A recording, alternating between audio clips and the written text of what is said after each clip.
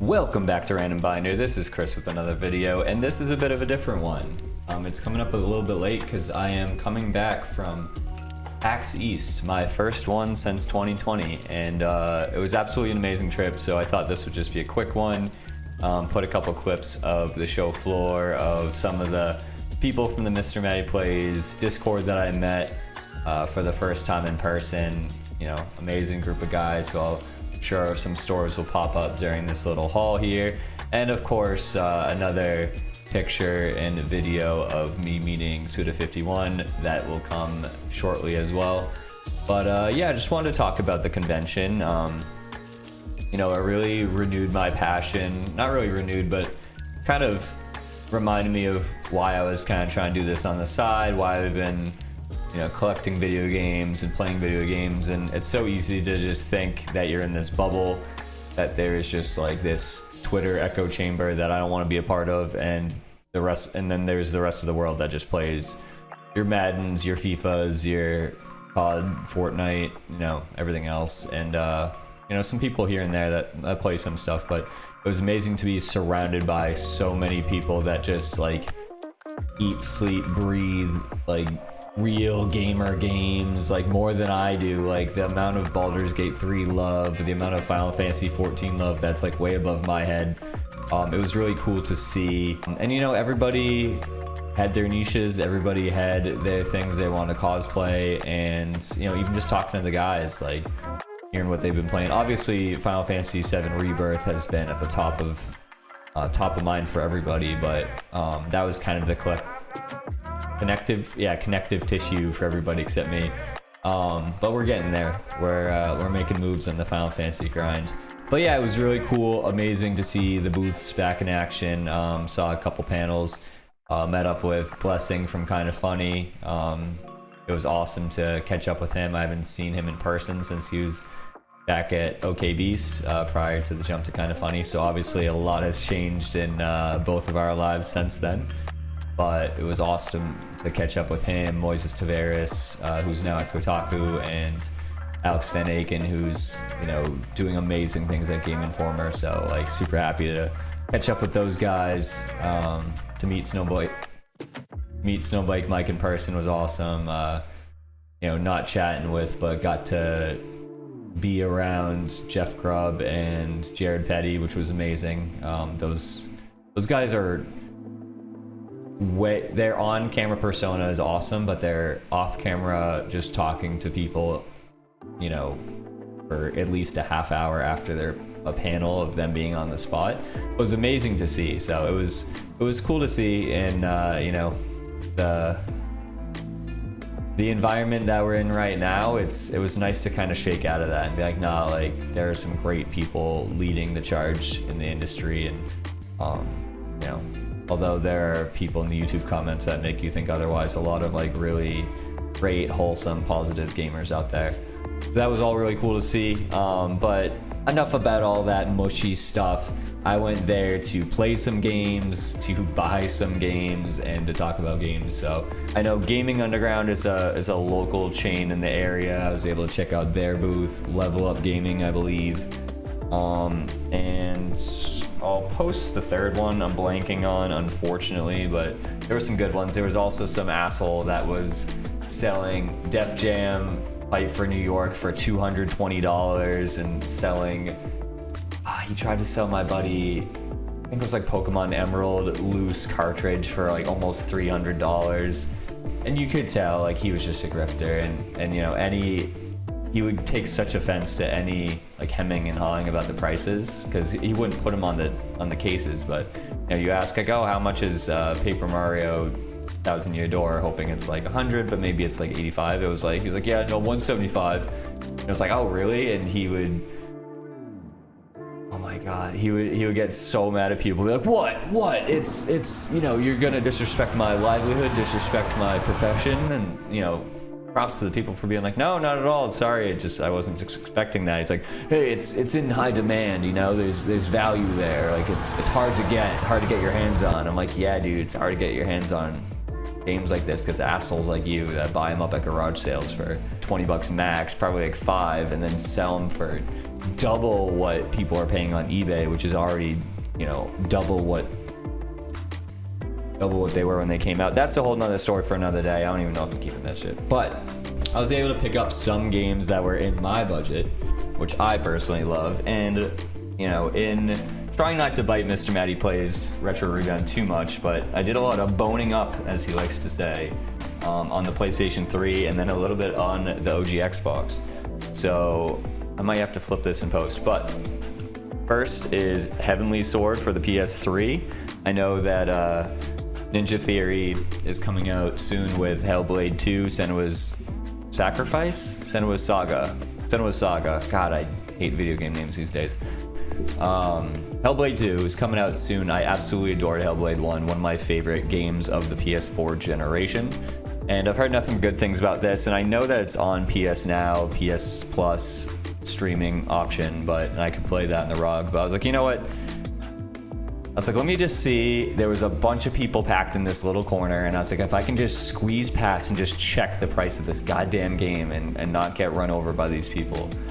And if it's under 25, I can at least think about it, but I'm like, it's probably gonna be like 35. Everything was really overpriced in that one section.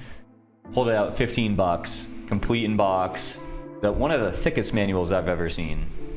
Full color. We're gonna take a look real quick. I promise I'm not gonna read it to you or do anything like that, but you know, it's pretty beautiful. And let me just take out the manual just so you can see what I'm looking at here. And like, this is the reason I love physical is we got, not for the Vita, we got an ad for the PSP, now $169.99, with all this stuff about it's multimedia. Like, so cool. So goddamn cool. I didn't even know that the PSP could connect into, my god. They have a TiVo to go transfer instructions. That's insane. I didn't know you could remote play. What is happening? Apparently you can remote play from your PS3 to your PSP. I thought that was just a Vita thing, and even then it barely fucking worked. But we're looking at a thick manual here, and we got an ad for Lair on the back. But you know, this is really the only one I wanted to go through, just because it's like, it's crazy the detail that there is on this, and I'm like very excited. You know, they're spouting like things about the visuals and things about like the voice acting, and oh my goodness, oh my god, this is amazing. So we got an insert in here for the upcoming Uncharted Drake's Fortune, coming November 2007. That's one of my favorite games of all time. Oh my god, this is beautiful. We got Motor Storm. Oh my god, I'll get a up down Warhawk, Motor Storm. Jesus. Ratchet and Clank Future, Tools of Destruction, which I was taking a look at, and Folklore, I don't know what that is. Just all these upcoming games in 2007 is so damn cool to see. But yeah, very Sepia Tone, very God of War type manual, but it was amazing to see. So yeah, I can't wait to play this game. It has reversible cover art as well, which is just crazy this day and age, or that day and age. But that's the only deep dive into the innards, if you will, that I'm gonna be doing today. But apart from that, I have a fun way of celebrating the upcoming WrestleMania this year via games, and I thought I was going to do that on PS3 with WWE 13, one of my favorites. I think like one of the best ones in that, you know, that 360 generation. I didn't have the PS2, so I didn't have Here Comes the Pain or anything like that, but for me, I think it was better than the SmackDown versus Raw series, and you know, the closest thing to that arcadey feel in terms of the gameplay, rather than overly relying on sim features. Since, like, you know, for me, the N64 games, the No Mercy, WrestleMania 2000, WCW, NWO Revenge, like all that stuff. They also had a copy of No Mercy complete in box for $100, but I just can't be. I know for a fact I would never open it because it was already a little rough around the edges, as they say, and I'm like, I just can't in good conscience do that. But at least it was cool to see. If it was WrestleMania 2000, different story. If it was, and the thing is, a couple of years ago there was WCW NWO Revenge complete in box, and I didn't think anything of it. I was like, But I've been hearing so much love for it. I would have never imagined that was valuable. But had a lot of WCW nostalgia recently, so oh well. If I could time travel, I probably wouldn't throw out all of our goddamn N64 boxes, because we have a whole couple shoe boxes full of games without a case to be seen. That being said, WWE 13, you know, it sucks that there's Punk on the front. I'm kind of done with him, but the whole reason for this is, oh my god, Jesus. It goes over the Attitude Era, which is my favorite era, and it has nearly 100 superstars. All right, well, there are more now, but anyways, it's like, it's not too simmy like the modern day ones are. It was $15, so like that's a steal. And yeah, stay tuned on what epic WrestleMania match I will be recreating soon on the channel. But since I just found out that you can't easily capture card record PS3 footage, I'm gonna be playing on 360, so stay tuned for that. And then attached to another video that's in the works, and that will be actually saved by this beloved event, PAX East. I started playing, you know, emulated Soul Calibur 2 on Nintendo GameCube, what I thought was for the first time. And I was like, all right, I'll play through it with Link. It'll be my first impressions of the game. I've never played it before. And I start playing it, and I'm like, oh, I know that character. I'm like, oh, maybe I'm like, I know that character, I know that character. I'm like, I know all these characters. And the problem is I played a lot of games at my cousin's house growing up. And I was like, all right, maybe I just know like these two people. I'm like, I very much know the normal and the alternate costumes for like all these fighters. Like there's something's going on here. And I definitely rented it from Blockbuster a bunch of times, but for whatever reason, you know, wore the whiskers. I never pulled the trigger on it, / asked my mom to pull the trigger on it. But for the price of, you know, what you could get the GameCube version, I got 3 Soul Calibur games, almost 4, but more on that in a second. So we got Soul Calibur 2 complete in box for the original Xbox. I got to get some goo gone off of all these stickers. One of them I just left it on, so we can talk about that in a second. But beautiful case. Absolutely in head over heels in love for Soul Calibur 2. This one, you know, comes with Spawn. I don't have a PS2 yet, so that one is Hayachi, and I'm all set with that. But Spawn is going to be pretty cool, so I'm definitely going to play through the arcade mode with him instead of Link. The whole backstory with that is I recorded not 1 but 2 different sessions of me playing Soul Calibur 2 for GameCube, and thanks to our good friends at Windows and their automatic updates, I ran into encoding issues on the first time in my couple years of, you know, recording gameplay. So we have a video that got cut short halfway, and then we have just the audio of a 45-minute play session. So we're gonna bring it all home with, you know, the Soul Calibur 2 playthrough with the original Xbox version. Hopefully it works on the 360. I read it was backwards compatible. Otherwise, we're gonna have to wait on that one. But I'm really excited. I absolutely love it, and I love it so much that I decided to get. God, I hate that I haven't gotten the sticker off of this yet. Soul Calibur 4 for the PS3, and the goal was to get it for the PS3 and 360, so I could get Darth Vader and Yoda. And both cases had the PS3 game attached to it, and they didn't even have a 360 case, so didn't quite look out there. I'm glad that the cashier caught it and was like, that's unacceptable, like, let me refund you for this. But very excited to play it. I love how all these have all the French on them as well. Very strange. But complete in box, like pretty decent sized manual, very cool. And then I went with, I thought this was only on PS3, apparently it's on 360 as well, but I don't care. We have Soul Calibur 5, and Ezio Auditore, my favorite fighting game character, is the guest on it, but complete in box. When I say this is a manual, it's about the size of a postage stamp, so. But we got all those, definitely super looking forward to playing these games. You know, Tekken, we started off with doing kicks only, and you know, I was gonna do, you know, a Link only run and doing, you know, some dumb stuff with that. But I think just playing through these games and really like digging into the weapons master mode is gonna be a fun time. You know, can't wait for that. And then of course that's gonna culminate in Soul Calibur 6 for probably the PS4. I was checking that out recently.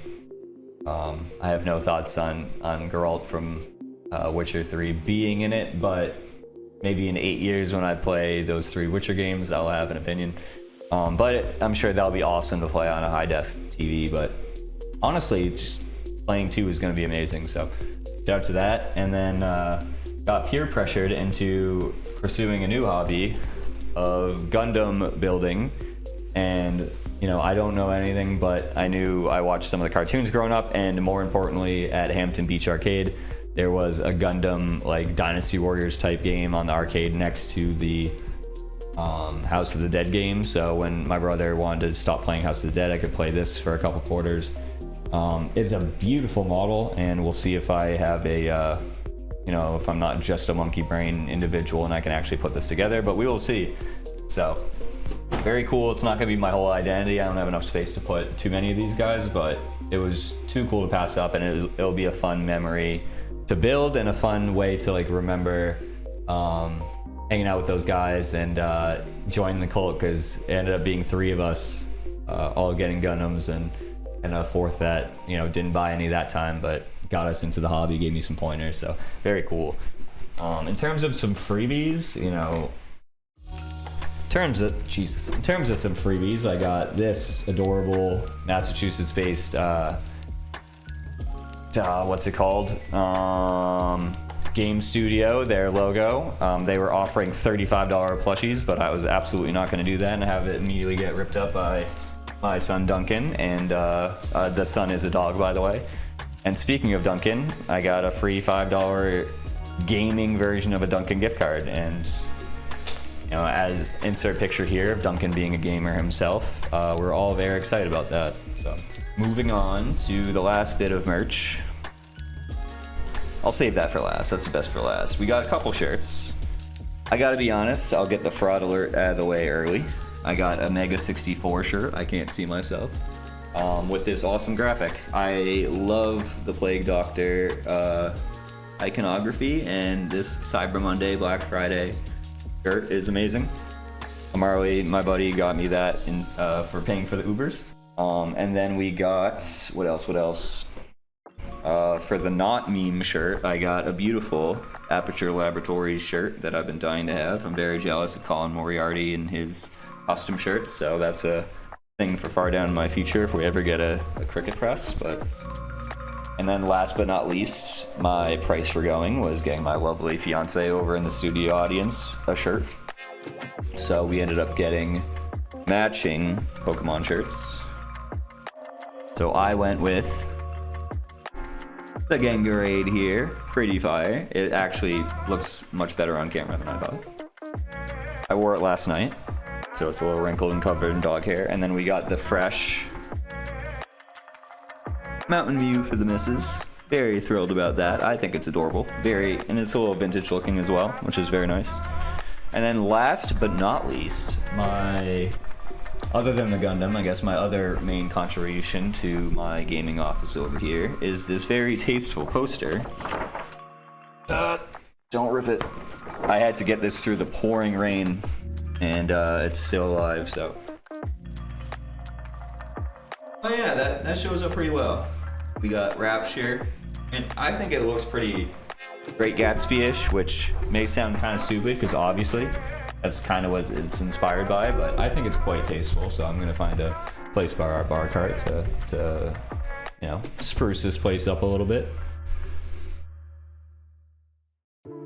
I gotta be honest, I just blacked out. All right, so cool. Yeah, those are all my hauls, and then I'll be putting on screen now the picture of me and my buddy Marley meeting SUDA51, which was absolutely amazing. It was our first thing of the day. He wanted to go to the Grasshopper booth.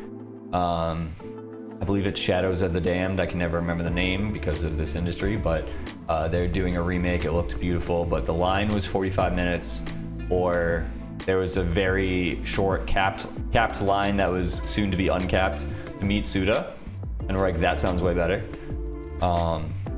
So we hung out there, I drank my coffee, I came back to life, and yeah, man, he was such a cool, down-to-earth guy. He was so well-dressed. I told him that was the coolest jacket I had ever seen. I didn't compliment him on his jeans because, you know, I wanted to have him not kick me out of line, but he also had very cool like rock star type jeans.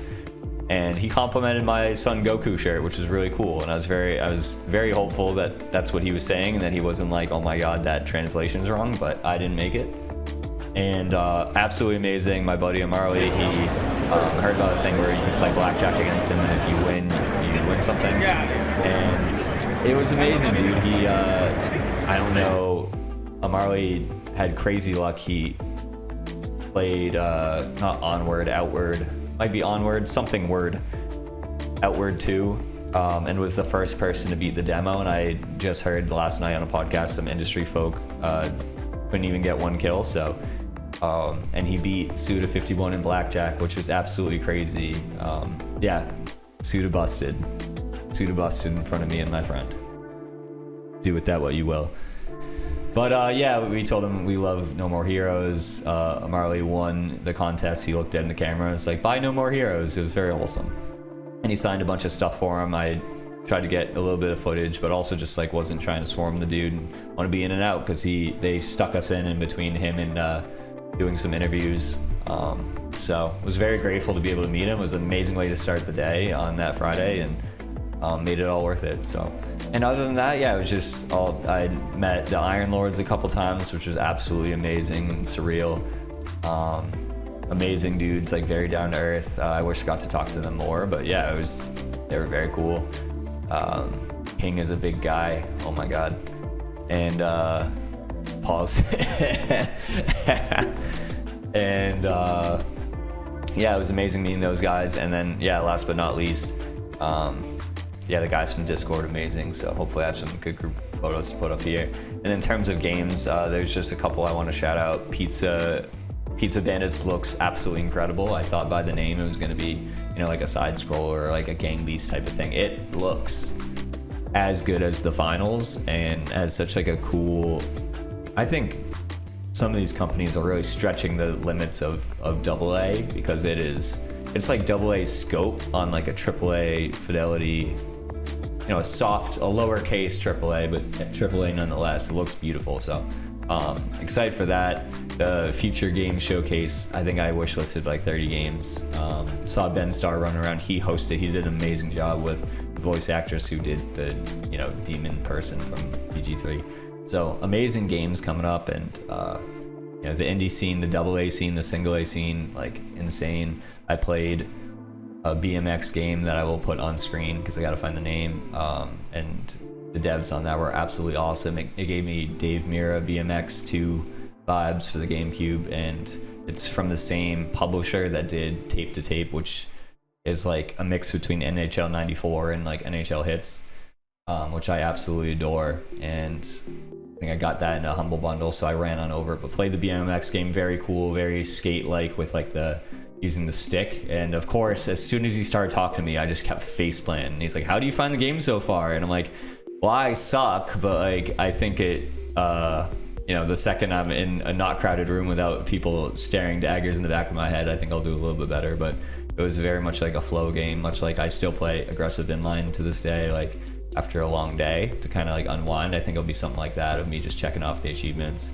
It had like a cool art style that was kind of reminiscent of the Xbox 360 avatars, and I'm sure it's very customizable. And yeah, it felt amazing. It was just as soon as I had to start talking and thinking and clicking right bumper for grind and flicking the stick and holding the left trigger to jump, but not too much, because then I would vault. It was a lot. And I just learned that not only am I not great at video games on the first try, but I'm awful at them at these showcases. But and that leads me to the last game, Lasfanga. I was calling it La Fonda. Absolutely amazing game. I'll put the trailer on screen. It gave me vibes of, obviously it was like top down, isometric, so it wasn't quite anything. It wasn't isometric, top down, but gave me a lot of Prince of Persia vibes, and has this very cool, you know, much like Sands of Time, has this very cool time loop mechanic where you have to do your attacks. It's very tactics-like, but action. Basically, you have to wipe out enemies in a room, and you have, you know, let's just say you have 10 seconds to make your first move, and then you stop and repeat. And a version of you does those same actions again. Let's just say 10 seconds, I wipe out all the enemies in the middle of the room, and then there are enemies to the left and enemies to the right I hadn't touched. I start over again.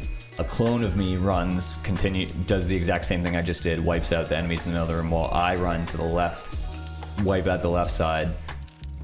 Third time through, I wipe out the right side. All right, no big deal, but there are some enemies where they have their shield up, and I use my first clone to attack him from the front 6 times, and then run around and clear all the guys in the middle. I use my second guy to go behind him, hit him 6 times, kill him, go through, take out the guys on the left, and then use the third guy to do the puzzle to unlock the door and kill the last remaining guys in like the right in the middle. And it adds layers and layers and layers, to the point where you're doing puzzles, you're taking down these big bosses, you're taking down 2 enemies at the same time that would heal each other if they're not killed simultaneously. It's absolutely incredible. The graphics are beautiful. I don't remember much of the music, but the haptic feedback on the controller, and it was definitely like a third-party controller, not Mad Catz, but you know, a HyperX type of controller or whatever.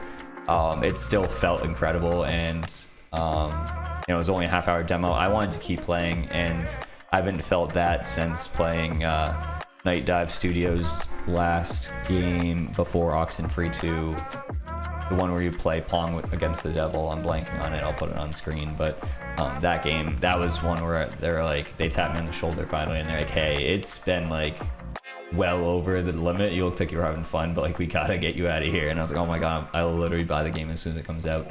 It was that same energy, and I think it might even be out now, so I'll be definitely like recommending that to anybody to check out. And of course, yeah, there's a lot of other amazing games that definitely check out. lordsofgaming.net for their coverage. Maddie will be talking about stuff on Duke or on his channel probably, but just some great games. So yeah, PAX East, another one in the book, another wintry bullshit weekend from Boston, really making everybody not want to come back here because it was so damn cold. But absolutely loved it. Got some great pickups, some great fighting game content on the way, and I really do think that's like one of the ways this channel is gonna grow, is by going through some of these games, like experiencing some for the first time, going through the story modes and stuff like that. You know, I don't plan on streaming anytime soon, but if I were to, I think that would be my pocket, because it's very fun for me to play against the computer and just to chat and shoot the shit.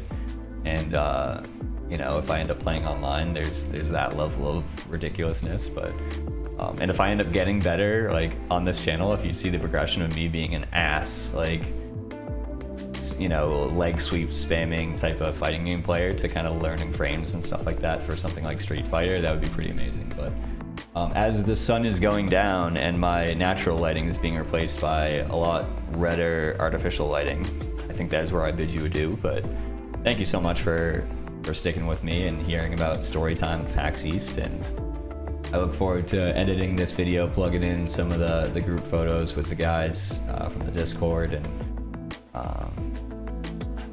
you know, just looking back on this fondly the years to come of a cool little time capsule from PAX East 2024. So thanks so much for checking this out. If you want some fighting game content, the Soul Calibur 2 video should be up soon, but I also have a Tekken video and a much less relevant Tom and Jerry fighting game video and a Simpsons wrestling fighting game video. So we're making moves.